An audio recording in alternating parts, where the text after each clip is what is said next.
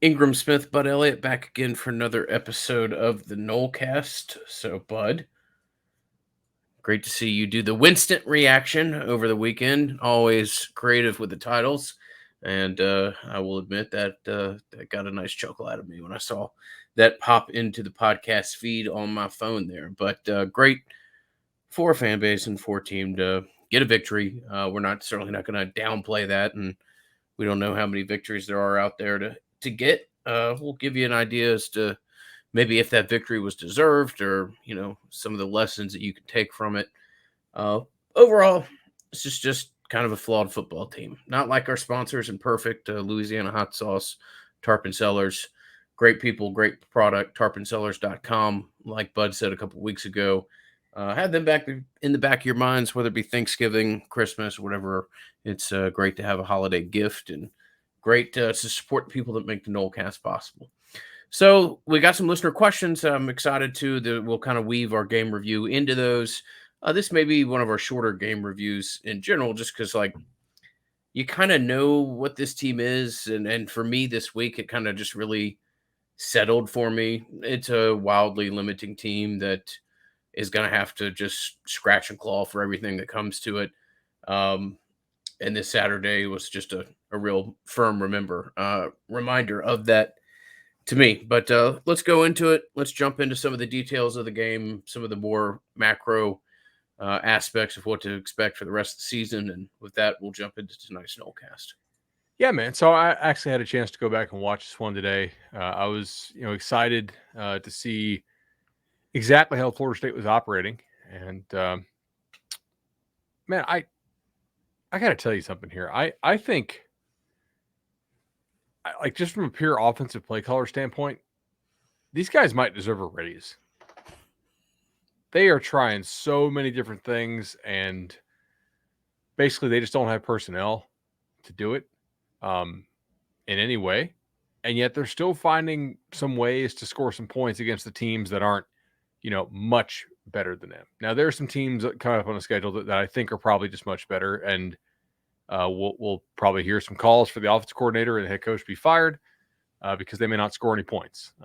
There could be a goose egg or something on the schedule. We'll see.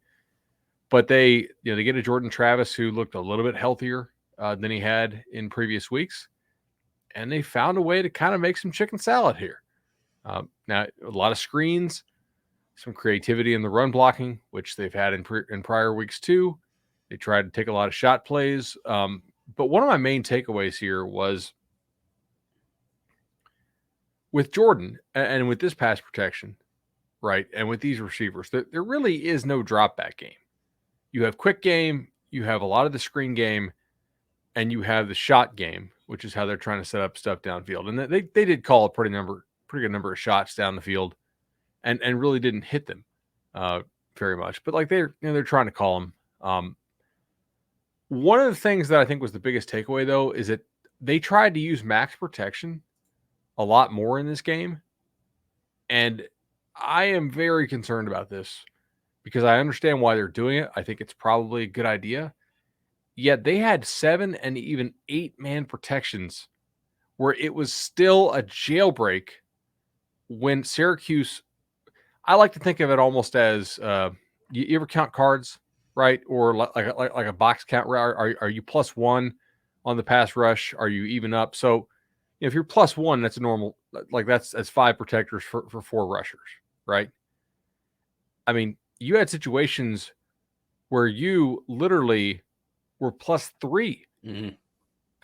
So you have 3 surplus blockers for Syracuse's rush, and they're still getting almost instantaneous pressure. Now, part of this I think could be attributed to a lack of continuity along this offensive line because they have had so many combinations. It was nice to see Maurice Smith back in there. I don't think he's 100%. Scott clearly isn't. DLT, I mean, is he ever going to be the same player this year that he was last year? Gibbons, we know, is dinged up a little bit, although I thought he played okay. That's concerning as hell, man, because Syracuse is a good defense. Not a great defense, but a good one. And still, like, you can't be +3 blockers to rushers and allowing almost instantaneous pressure because mean, the whole point of that is basically to buy yourself enough time to let these subpar receivers run around for a long time and get open, because they're not really going to get open running their normal stuff. That was problematic for me, man. Not going to lie. Yeah, and it's to see if Jordan can't kind of organically stumble into something with his legs as well Agreed. during that time. And you're right, there are some things, even when you go back and look at it, where you'll have two guys blocking one guy, and then they'll get a little confused in a pass off or something like that. There's obvious issues with continuity. Um, and Robert Scott's given it everything in the world, and he's just not. I mean, he can barely move his feet right now. I mean, he's. I'm not being critical of the kid. In fact, I'm really impressed by a lot of what the offensive line are giving you right now from an effort standpoint. And we talked about this, I believe, the past 2 weeks. I know we did the week prior. But Scott, I'm not certainly not being critical of the kid. Is nothing but a liability, and not all, but a vast majority of your offensive linemen are a massive liability when it comes to pass protection right now. One, you were never that great at it, and two, some of the injuries and afflictions that you're carrying are just making you exceptionally limited. So, yeah, so that's obviously problematic. I'm not real impressed with what they're doing in the quick game right now. Part of that, I think, is you just don't have guys who are going to win in one-on-one. And so if you have Jordan Travis and you have an offense that I think FSU correctly anticipated that Syracuse would most likely try to stop the run game if Travis was in there. It's what we know the weight coaches told the ESPN broadcast team. Louisville, I think, would have done the exact same thing. And Syracuse did pretty much try to take away the run. And so one of the FSU's answers to that was the screen game. And ultimately, I thought, like, on a down-to-down basis, the screen blocking actually was not that bad. It was something they clearly emphasized in practice that week. But, man, the misses were, like, some of the bonehead mistakes were very costly. Now one of them turned into a damn touchdown, so that's helpful. But, like, Ken McDonald missing that block is a fairly big deal. Turns into an interception that's not Jordan's fault, right? Mm-hmm. McDonald is an upperclassman. He's been in the system for 2 years now, and he's got to make that block.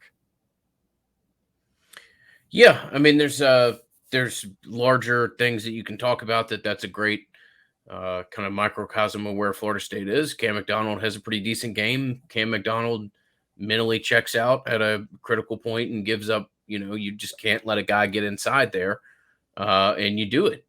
And that's a guy that's not a true freshman lost in the situation. I just think that's kind of a microcosm as to where you are. You'll have guys have good individual efforts throughout the vast majority of a game, and then have these massive, whether you want to call them brain farts, lapse in concentration, whatever.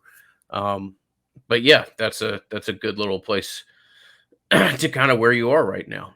Jordan has moments where you see him makes what I will classify as slight progressions. I'm not trying to build up too much there. I will say that I was nice to see him change his throwing arm slot a couple times. That, not so much that I'm baffled, blown away by that, but what I do think that is that's a guy who's starting, and it's a long time coming, starting ever so slightly to get more comfortable doing something, because that's more an instantaneous thought thing. That's not something like, oh, I need to sit here, process it, do it. So Jordan has light years to travel when it comes to being a reactionary quarterback, but maybe if you want to be particularly positive, you might extrapolate a couple small things that you saw on Saturday that let you know that maybe he's taken but the smallest of baby steps towards being better in that field. Yeah, I would agree with you on that. A couple things diving into the numbers here. Now that I got the advanced stats for the game, it backed up a little bit of kind of what I was looking at. So FSU, much better success rate, obviously, than Syracuse had. FSU was the better team on a down-to-down basis, but Syracuse was the more explosive team for pretty much all of the game, with the exception of the fourth quarter. Obviously, we saw Jordan run around, and it's not like either team had an insane amount of explosiveness here.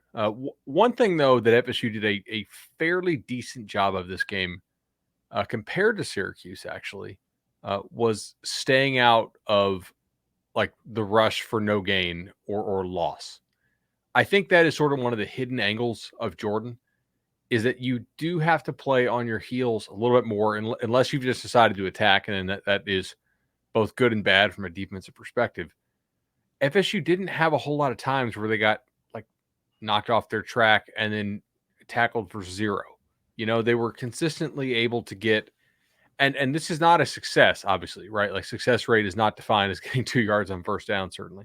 But they were able to get, 2 yards, 1 yard, 3 yards, and against almost anybody else on this schedule, not named UMass, that will get you beat. But against Syracuse, I think it was enough to keep them in somewhat of a manageable second down. And this is why watching the game, breaking down the game, combined with the stats-based approach, because we obviously love the data, I think is useful. They'll have to do a lot better against North Carolina. They're probably going to need you probably need to think you need to score what, 40 to have a real shot against North Carolina, given your defense, maybe 35 or something like that. Yeah, I mean, you got to get, in my opinion, you got to at least get 36, 37 points. You got to, get into the high mid 30s to even entertain it. So I think that's fair. So, or you just have some crazy game like you did last year. But this is the North Carolina was not one of the games at any time in the season we thought was a particularly good matchup for Florida State. So you just go there, see if you can get some things right. And, if you've got to just, I hate to even use this term, Bud, but, if you got to get some younger guys some burn and realize that you've got a bye week coming up and maybe need to protect your roster and go into getting a little bit more healthy, then maybe you do try to do that in whatever limited capability. But the North Carolina conversations for our next podcast, not this one, and we'll talk a little bit more about it then. Anything else you want to mention on the offensive side of the ball before we slide over? Obviously, it was nice to see Corbin and Treshawn. We'll say what Sean squared, if you want to refer to that as your backfield. So Sean squared and Travis touched the ball almost 70% of your offensive plays, something like that, which is kind of what you want or think this offense has to be. I wouldn't expect Florida State to get too far away from that. No, I would try to do that as best I can, and certainly make sure the defense accounts for it. I don't know, man. I don't. Can you really build on what you did on Saturday? Maybe you can. If Jordan is healthy, obviously, like I think you try to involve him a lot more in the run game, both in terms of using his legs, but also using the threat of his legs. Some of the option stuff, maybe you build on it, but in the back of your mind, I think as a staff, you're also thinking, damn, like this kid gets hurt every single game. So that is a little bit tough for us out there. But no, that's kind of the main thing. Before we shift to defense, I do want to give a shout out to the legendary team at Hamilton Home Loans. Another home loan today. I saw Shannon on Twitter at No Loans giving them a shout out. Awesome job. 844 FSU loan. Find out why more than 200 Nolecast listeners have now decided to get their mortgage or refi through the legendary team. It's 844 FSU loan. Tell them we sent you. And like I mentioned, Shannon, first of all, he's always in a good mood to give you a loan. But he's probably in a great mood this week after a win. I've not talked to him yet. Shannon, I know we texted some. Shannon, like many of our sponsors, even some of your host, is nothing but a big old fan who rides the emotional waves. So yeah, I'm sure he would be fun to speak with this week. But as you suggested, nothing but a pro and great to work with 365 days a year. But hitting him up after Florida State victory, probably even all the more enjoyable. So, Bud, we'll slide over to defense here. Yeah, what an interesting group to evaluate here, huh? I mean, I just not great. I both am really critical of your coaching and have almost a decent amount of sympathy for him as well. I just I think an awful lot of your defense is being victimized by the unit that we just talked about. I just don't know how many real looks you're getting in many places on this side of the ball, and it's hard to make I still think you have to be held responsible, but I think it's making some of the changes and implications for this team is a real challenge based off what they get to work with, in the kind of Sunday through Wednesdays, where you get to build and implement and hopefully make kids better. That's probably fair. In fairness, maybe the drop off from the first team offense to the scout team is not that big. So That's true. I don't know. Trying to find some positives here. No, but in all seriousness, secondary communication issues continued. I thought that's poor, and that ultimately I think is on coaching. I know there's some guys that maybe don't love the D coordinator, on this team, staff, whatever. You still wish they'd work together a little bit better as a unit. They've had a whole lot of injuries. Obviously, Jay is dinged up. Dent should be back this week, I believe. That is a kind of one of those 10-day mandatory sit-out things. Read between the lines here, if you will, in what year we're in. But still, like, I know guys are in and out of the lineup. I know guys are dinged. I know Renardo Green has, I think, the foot.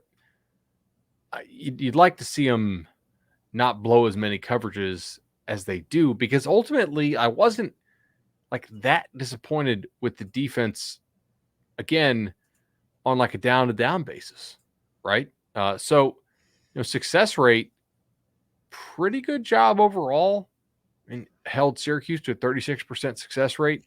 Now in the fourth quarter and in the second quarter, it does seem like Syracuse had the right counters for what the defense was doing coming out. Like the first and third quarter defensive success rate was great. So it seemed like FSU had a good initial plan.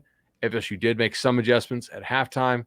I thought the way they tried to play their contained stuff coming out of the half was a little bit different.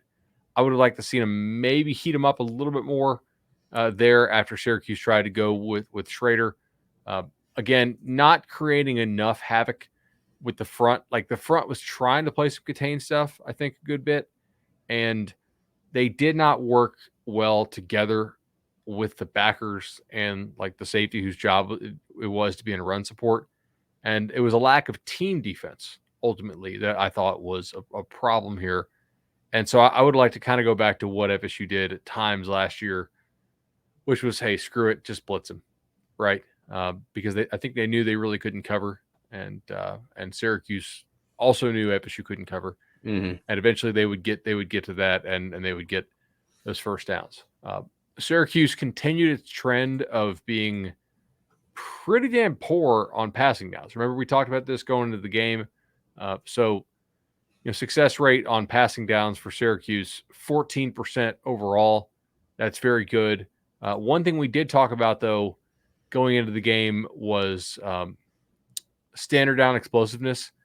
I remember we specifically said Syracuse has not been able to like hit home runs off play action. They have not been able to take opposing defenses ganging up to stop the run and loading up on those early downs and turn that into explosiveness. Guess what? They had not played FSU yet, and that was a cure seemingly for them. They hit several explosive plays on those early downs. So anyway, not great there, man. Not great there. The problem is you're playing a couple quarterbacks coming up who are not gonna miss like Schrader does. It's kind of just the nature of the beast. Howell is probably a little disappointing compared to preseason expectations. And he does have an offensive line that has been in major flux so far this year, and it is a large part of the inconsistency for the Tar Heels. But he's still a lot better than Schrader. I think DJU is as well. Obviously, he's not having a good year. I would definitely take the Leary kid at NC State over Schrader. We don't know what's going on with Miami. Van Dyke, probably I would take over Schrader, actually. Just how he played in the second half of that game. In the first half, I thought he was terrible against UVA. Boston College with the backup, we'll see. And then Florida, I would take both their kids, obviously, over Schrader. So you're going to be playing a lot better quarterbacks coming up. You are increasingly showing your weaknesses on film. And I have some worry now with Dennis Briggs being out likely for the year, according to Fuller today. I have some worry that you are probably running out of potential fixes and answers. And this is just going to be what it is. Yeah. When I opened the podcast, I talked about just kind of the acceptance as to where you are with just the raw talent product. It is the defense. Really like what you have at defensive line. losing Briggs sucks. Losing Briggs in the manner that you did is really something that is going to irk a lot of people that care a lot, care about this football program, Oh and yeah. that'll make next year's game at Louisville all the more spicy. But you're just limited, man. I mean, your level of athlete, and I know it's real easy. Let's be honest. It's real easy to get frustrated when you see a big white guy running around picking up 100 yards on broken plays, but it just gives you an idea. The raw level of athlete, even in some of these units where we thought you were decent going into the year, still has such a level of improvement that has to be made. And while Lundy's a great athlete from an overall perspective, uh, really need him to probably try to lose 10 pounds or so just to be a little bit more fluid and athletic. I realize he's a big boy. That's it's not an easy ask, but there's some times where he gets beat where you just, a skill set for a linebacker in 2021, you got to have a little bit more lateral movement and quickness. And he's a real good kid, gives a lot of effort, but there's certainly some limitations where you're seeing on film. Look, not that those are unexpected. I mean, the reality of the situation is the reality of the situation. Kid's a giant out there, and he's playing linebacker. Yeah. Trying to think of other stuff here. I thought Jamie Robinson played okay. I mean, Robinson played well. High energy guy. Two kids from South Carolina had a really good game. Really good game. Think about where this defense would be just without this year's transfers. I mean, not Fabian Lovett and stuff, but just what you got, the two defensive line spots, Robinson. It's worse next year, right? You got to go hit some home runs in the portal again. I mean, good luck with that. I mean, you won't replicate 11. Okay. I mean, that's as good as you could do. But you've got to go out and find some real players. Definitely. I think this is why you go over your defense. This is why you go make a change at D coordinator, right? You bring a new guy. I don't expect immediate results next year with the new D coordinator because the talent's going to drop. I think you're doing a decent job recruiting that position. Obviously, if you can hold on to some dudes and maybe get one more in the boat.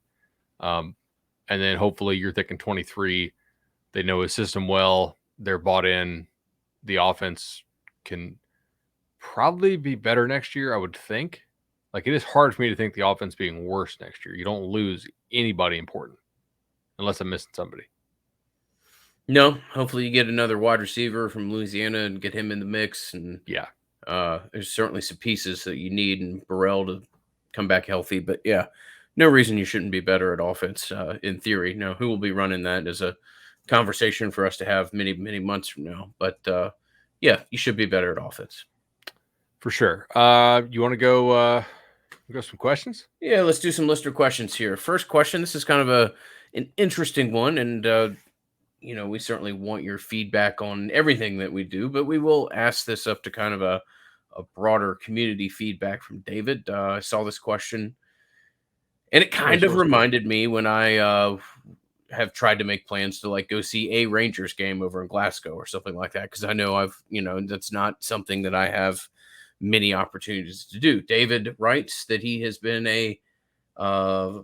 first of all, he says, love your podcast. Thanks for always giving me something great to listen to. Certainly appreciate your listenership, David. I've been a Nole fan since the age of 12. It's a long story that I will not bore you with. But I grew up and lived my whole life in Texas, eventually becoming a head football coach, my dad coaching, and then me coaching. I was never able to travel in the fall, so I've only had the privilege of seeing a few bowl games and never a game in Doak. At the age of 48, that finally has changed this year.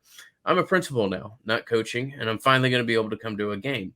I could care less how good this team is this year. I am always a fan, and it will be a dream come true for me. I get to see Florida State play Miami in November. That's a hell of a game if you're only going to see one, David. Well done. My simple question is Sod Cemetery, Unconquered Statue, Westcott Fountain. What else do I need to see? I fully believe this could be a once-in-a-lifetime trip for me, so please let me know if anything happens on game day that I really don't need to miss. So, David, yeah, let's hear your opinion, bud. David, certainly hope you have a great time when you get to come in November. That sounds like that'll be a pretty special trip for you. I would go watch the Marching Chiefs warm up there at the baseball softball complex. I think that's pretty cool. I know a lot of people really enjoy gathering that. I also think I would walk around and get a feel for for the different tailgating scenes, right? Like walk by where the folks are tailgating at the circus, take and I know you're going to go see the Westcott Fountain. Make that walk down Jefferson. That's a really pretty walk, as you go down the hill. I like that quite a bit. You're going to want to see the Unconquered statue. You're going to want to see the Bowden statue. Doak is a really pretty building, and I think you should, especially from the outside. From the inside, it opinions may vary, but from the outside, I think it really is a pretty awesome structure to see. And as you're going over Stadium Drive there, it's coming over to see that is pretty cool. Obviously, stop by Madshore Township if you want, and get yourself a bite to eat. I would also say, like, first of all, I want to hear what Inrgam says, but like, why don't we throw this out there to social, right? What Nolecast fans, tell us and tweet at us, and we'll point these to David and La Mesa. What like if you had to tell somebody, all right, pregame, what's one thing they had to do? So we got the sod cemetery, we got the Unconquered statue. Definitely want to go see the Bowden statue, which is, by the way, for the Miami game where you're going to see all the recruits come in and out, and so you'll get to see all the families of the future parents come in there. The Westcott Fountain for sure. I said walk down Jefferson, see the different tailgating scenes. So by the circus, by the medical school, the IM fields, and just there's different kind of, like, people tailgate all over, but there are sort of different vibes at them, right? Back when more of the Greek life was on campus, you could go and you could see some of those houses that were, still more full. Now, a lot of that is pushed over to Heritage Grove, and depending on your thoughts on that. But like, let us know on Twitter. Tweet us at Nolecast, and like let David know. I bet you there's some stuff here that we're definitely missing that I think he'd be interested in. What do you got, man? Yeah, no, I think you certainly mentioned. I mean, I would just stress what you said as far as just walking around. I mean, just create as much time for you as possible. I think what you said about, I would do the broader aspects of campus and then choose a starting point at the stadium. The Bowden statue is a good one depending on when you come there. Because like you said, if you're there, if that's your beginning point, that could be nice for you because you'll probably see a Florida State head assistant coach walking around doing some recruiting stuff. You'll see kind of the moving functional aspects of a program on game day, if that's your interest. And I mean, like, a coaching staff working it and recruits and their parents. And so that's an interesting starting point. And then you can just kind of go out and around and come back. I guess the sportsmanship statue is the last statue before Bowden. So if you wanted to see that one, you could see that one and then duck in the stadium. But yeah, from the exterior, Doak is stunning. Really a beautiful, beautiful building. And, the baseball stadium's got some work to do and stuff like that. But most of the things surrounding it are really nice to look at. So that would be my answer. And like you said, really interested to hear the broader feedback on that, because there's probably some things that you and I didn't mention on or specifically suggest to David. For sure. All right, let's go ahead and take whose question here. By the way, congrats to David on becoming a principal. That's awesome, man. That is. Sounds like quite the career. Good for you, man. You want to take Michael's question? Yeah, Michael says, I've been listening to the podcast for several years now. My mom is an alumnus and was a marching chiefs in the early 80s when we went and played anybody and everybody at their stadium and won. I'm curious on your opinion and thoughts about 3 plays, and if this is what Mike Norvell is looking for his offense as the year goes on. The first one is the screen play that Cam missed the block. If he hits that block with defender's back facing inside, it's a one-on-one with a safety and nice odds. Yeah, I mean, that certainly is the case there. And like you said, you're not too critical of Travis on that one. Cam's just got to make the block, and that's kind of a fundamental and relatively elementary expectation of a player in that situation. Yeah, so we've talked about this when Jimbo was here, when Willie was here. If I had podcasted when Jeff Bowden was here, it would have been very different.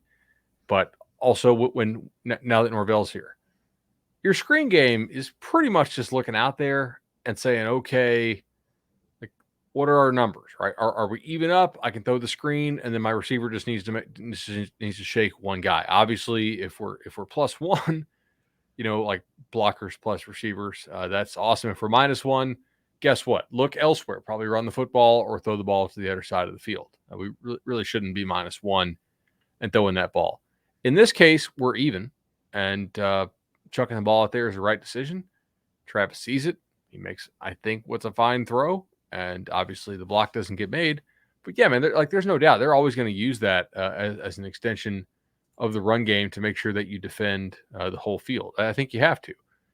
One of the ways that under Willie and honestly, like under Willie, but also when Kendall was here, both those guys, they would use that screen game as well, and it would be a little bit wider splits, right, with the receivers to kind of help simplify the reads for the quarterback and make them declare a little bit earlier. But ultimately, everybody's going to use that, and I do think that's certainly part of Norvell's offense. Second thing he asked is pass early in the game to Parchment on what looks to be a post route that was thrown more up the middle. If he throws that with air into the right side of the field, that has the potential to be a touchdown. Yeah, it absolutely does. I mean, I'm quick to always.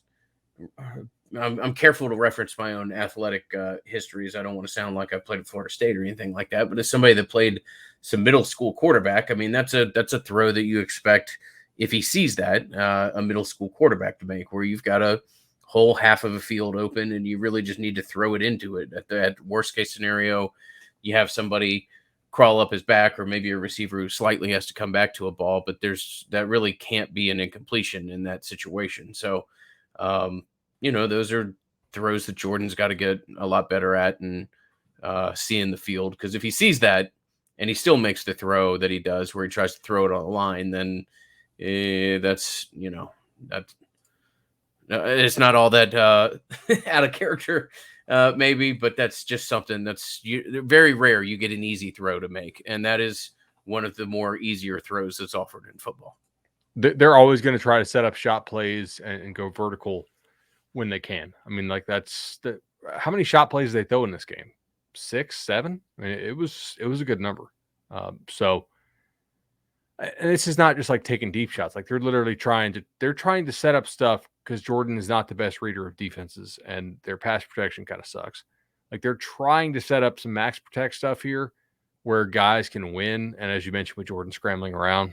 So, we'll see what happens on that going forward, but I would not anticipate them taking less or fewer deep shots given the fact that they really can't pass pro normally. No, it's really all you can do, and you gotta, Jordan has the limitations, but he does have a pretty strong arm, and if he gets his chance to get his feet underneath him, he can kind of put it out there. And every once in a while, you stumble into a play like you found at Wake. Third question coming from Michael is the deep pass on the last play of the third quarter. I like the deep shot call. If he has a little more air under the ball, McClain catches that ball for a huge gain. Because if I remember correctly, he has a step or two on the defender. And yeah, you're right about that. And McClain, it's kind of interesting to see how they're using him right now, because you can tell that he's got a pretty modified route tree as far as what they're asking him of and trying to put him in position and places to succeed. Kid that you think has all the talent in the world, but they're trying to bring him along at a speed which he can handle, and trying to keep him engaged here in a true freshman season that can be a little bit challenging when a kid doesn't have as much success as he thinks he's going to.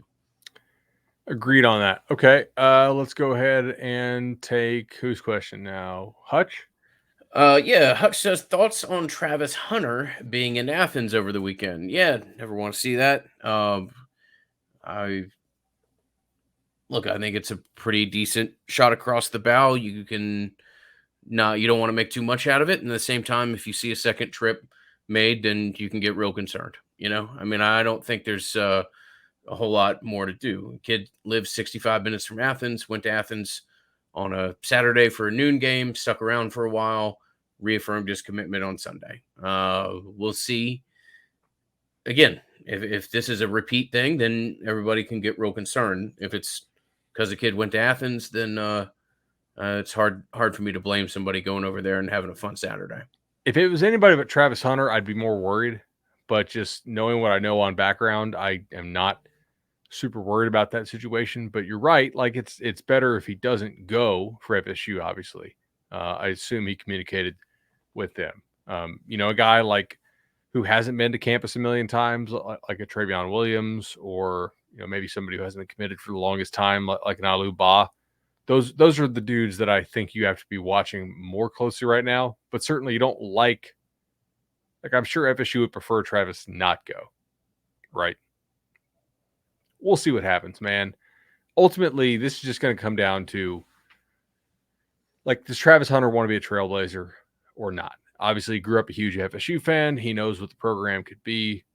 Obviously, this season, the program is not, where it's supposed to be. Georgia looks like the best team in the country or the second best. We actually debated this on Cover 3, and I think right now I have Bama, but long term, I might actually have Georgia because I think if Georgia gets their guys back healthy on offense, they could, their defense is still going to be insane, and they might actually be able to score some more points. So, there's not a whole lot FSU can do right now. If this was a situation where Travis Hunter was just going to pick the best program out there, he probably would have already done it. You're telling me we're not winning that beauty contest right now? Right. Yeah, exactly. It's not like they told him they were going to be good this year. He knows he's going to come in here and probably start. Obviously, the injury, glad to see that it's maybe not season ending. So, awesome. But maybe it should be, Travis. Maybe we could just put it on ice and, No, I think he needs to get back for the playoffs take if it he can and dominate. But I understand what you're saying there. Okay. All right. Do you? He is one of those kids. You want that glory for Collins Hill? I got it. He's like a Derwin in that way. I think just a guy that really he's a playing junkie. Yeah, you can tell what he does over the summer. Yeah, I mean he's not concerned with putting himself on bubble or in bubble wrap. Definitely. All right, Steven's question. Hey guys, love the show. Question: is there any talk about turning chop blocks into an ejection like targeting? It feels like it is way more intentional and knocked out one of our key defenders out of the previous game. Feels like targeting is hopefully going to get fixed, as Bud has said, but I'm sick and tired of seeing these teams cut us and take guys out of the game. Feels like crime is worth small punishment right now. Off to eat my eggs with Louisiana hot sauce, Steven. Yeah, Bud, interested your thoughts here. I know you've talked a lot about some of the modifications that have been made and need to be made to the targeting rule. And yeah, I'd be all for, I think the conference does this after each game week, don't they? Don't they do some kind of review of action taken by offensive linemen? Maybe I'm way off guard there, but I believe there was some kind of review done previously.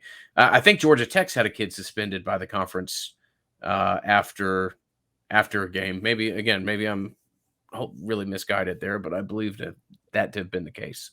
I thought they did. I thought they did, but I feel like you can suspend a guy for like serious like egregious action. I'm just not into the ejection stuff unless there's like a real clear intent to injure. I've been very clear on this with the targeting penalty. I think we need to look at intent with targeting. We used to have intent with the spearing rule, and then they took it out when they moved to this targeting nonsense. And I think targeting is just purely like, let's CYA for legal reasons. It's not really making the game safer. I haven't seen any data that says that it actually is. I mean, obviously you're having maybe fewer head injuries, but now with the RPO stuff, I don't know, everybody's just dropping 8 now. So you're having a lot more guys come downhill and hit. With the chop block, I mean, again, everybody's moving fast. Maybe linemen move a little bit less fast. I can see why the questioner would feel that way. And I get it. But at the same time, you can unintentionally chop somebody. You know what I mean?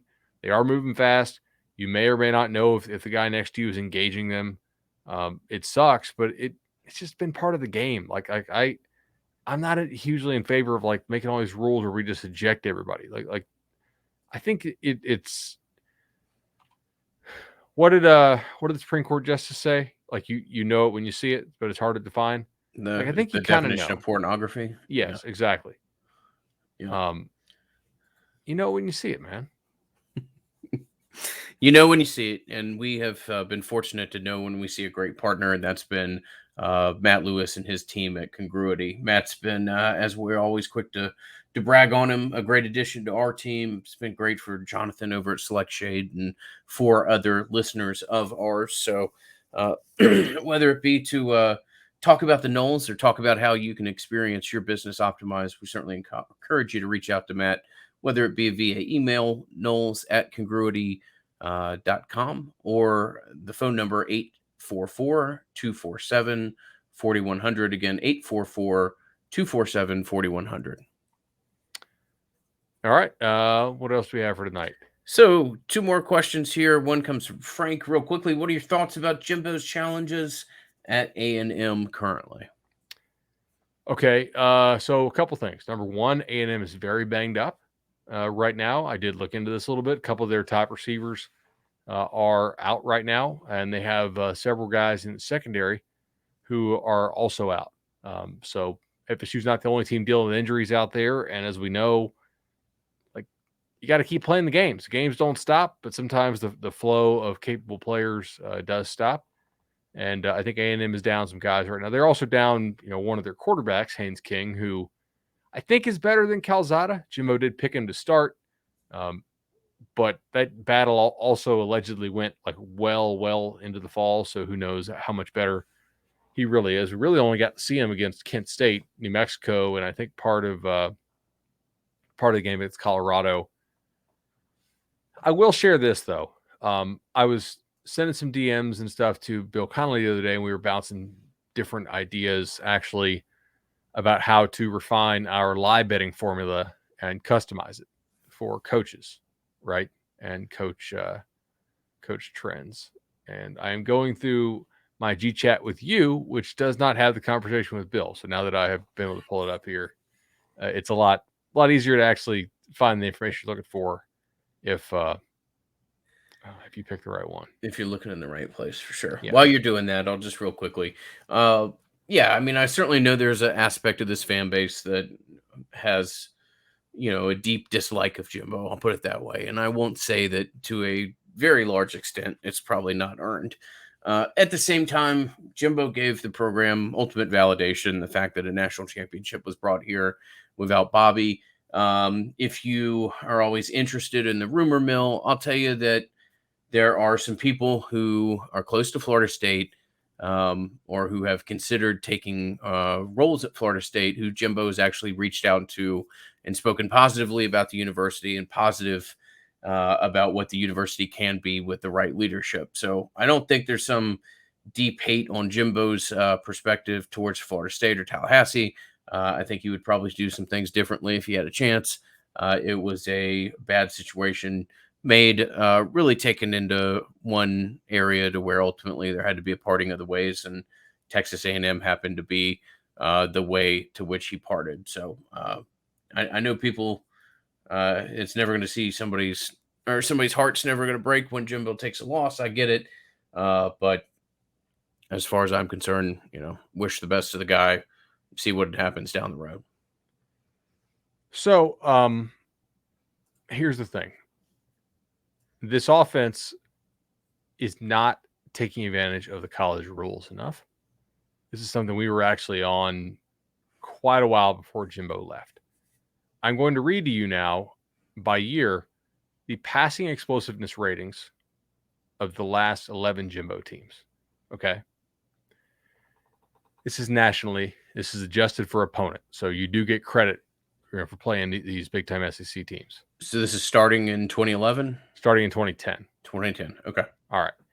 88th, 42nd, 69th, 27th. That's 2013. Again, Heisman Trophy winner, number one overall quarterback.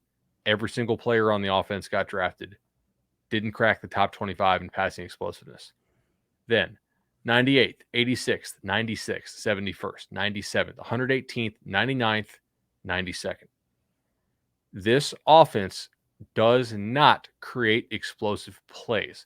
It does not put receivers in the NFL, and it does not take advantage of the college rules to create the home run shots that the best teams in college football are consistently doing game to game. it is just too damn hard to execute consistently.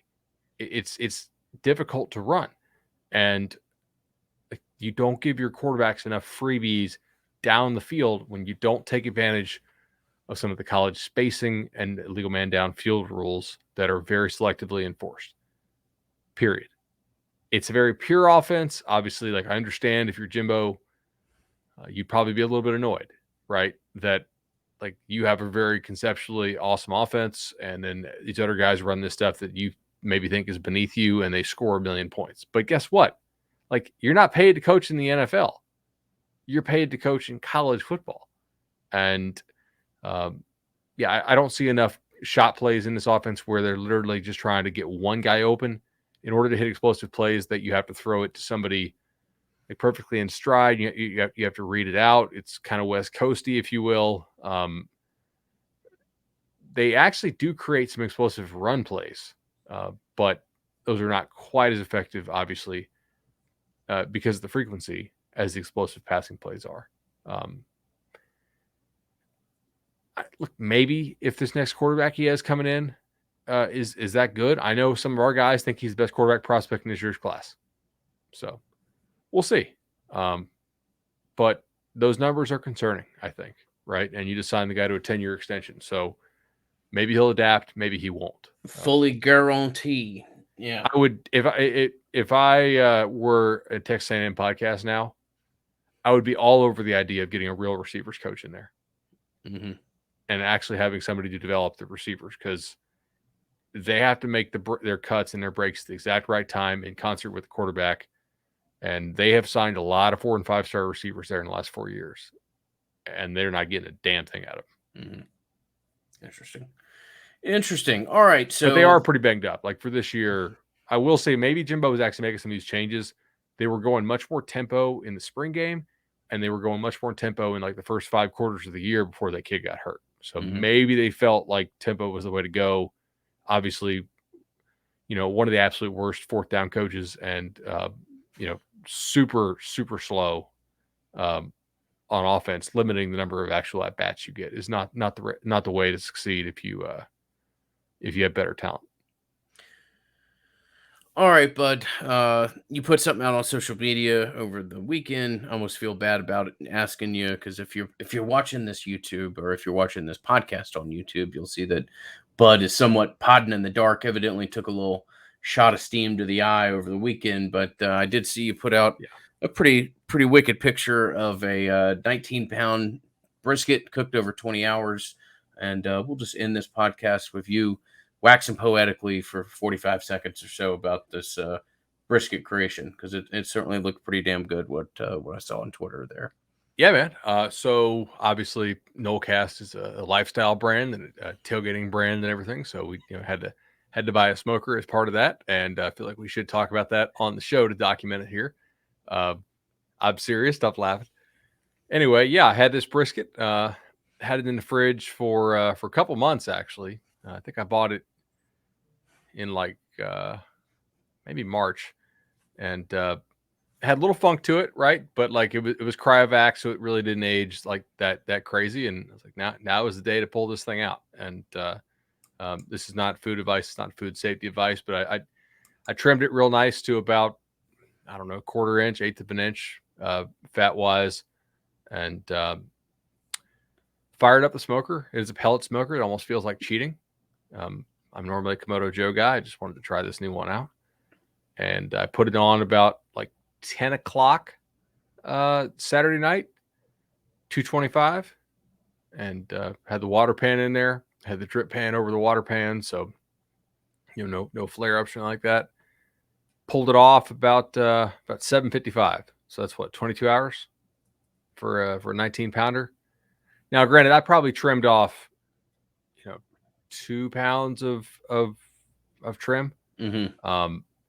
It turned out great, man. I rubbed it down with a little like Dalmatian style rub with a little bit of garlic powder in there as well. And I will say one thing, I was going to spray it with apple cider vinegar. Right. And I didn't actually have any apple cider vinegar that I could put into my sprayer, because the apple cider vinegar that I had was like the nice quality stuff that has the mother reel in there. Right. But if you ever try to put that into a sprayer, it doesn't really work. Yeah. Right. And I didn't have a mop contraption handy, and I was trying to get out there and spray real fast because my son was sick, and then we had to go take care of boogers and whatnot. So I was trying to just get out there and spray this thing to keep it, from drying out. So I actually used red wine vinegar in a pinch, and I really wasn't thinking about like, ooh, is this a bad idea? And it could have turned out poorly. And I'm not saying that it was a great idea, but it didn't detract from the brisket. And that was kind of gourmet, actually, dude. Like it was really nice. It didn't get dried out at all. The fat rendered pretty damn nicely. If you got a 19-pounder, you're gonna have a little bit of issue, but obviously between the point and the flat, there's a little bit of fattiness inside there. It's hard to get it fully rendered. I attempted at 196 and pulled it off, let it rest for like 30 minutes.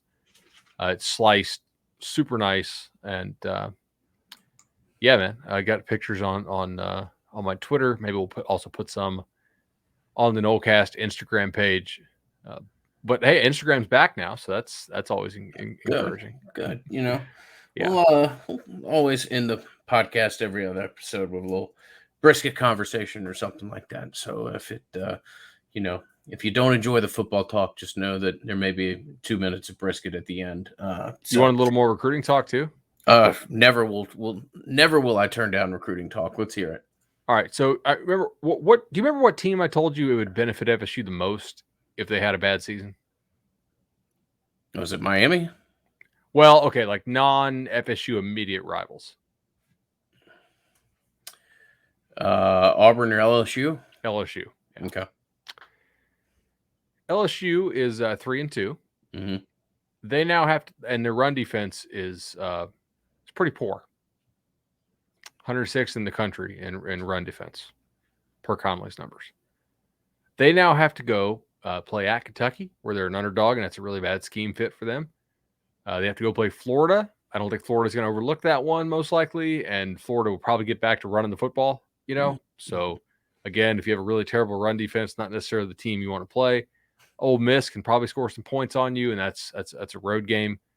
Then they go to Alabama, right? And then they also host Arkansas. Arkansas can, against most teams not named Georgia, run the football pretty effectively. I don't think they're going to go 0-5 in their next 5, but it damn sure wouldn't shock me if they went 1-4 to drop to 4-6 on the year. Mm-hmm. Yeah. Yeah, you wouldn't hate to see that happen. It would be fascinating to see what would happen, and if Florida State is a place where kids would, it's not as simple as like, oh, kid decommits from one place, wants to go somewhere else. But if Florida State is a program, a place where it can pick up kids as maybe they become concerned as to if there's going to be coaching continuity there. It's not exactly a beacon of stability in the college football world right now. But you're right. That is one of the few people that Florida State really overlaps with right now. I mean, I don't know who they go get, but like there's a lot of off-field stuff there. It also struck me that if you read The Athletic, Feldman, who wrote a book with Orgeron, also referenced some off-field stuff. Like, I will say one of the media tricks is if you know like who different media guys are tight with, mm-hmm. once they start saying, okay, this is like hot seat talk, then I'm like, oh, okay, it's real. Like right. That now it's on. I mean, like there's one guy out there in national media who is like super tight with like the Urban Meyer, that coaching tree agent combo. Right. Although obviously like everybody's getting off the Urban Meyer jokes right now. Just here to see the grandkids, bud. Here to see the grandkids. They drag me away. Yeah. These evil folks drag me away to the other side of this bar that I own. Yeah. Well, we'll continue to watch as kind of the coaching carousel spins, but yeah, that is an interesting one to keep an eye on. Certainly, I know there's a couple big fish that immediately come to mind, but we can talk about that later on as this hypothetical maybe turns into more of a reality. All right. You want to go in this thing?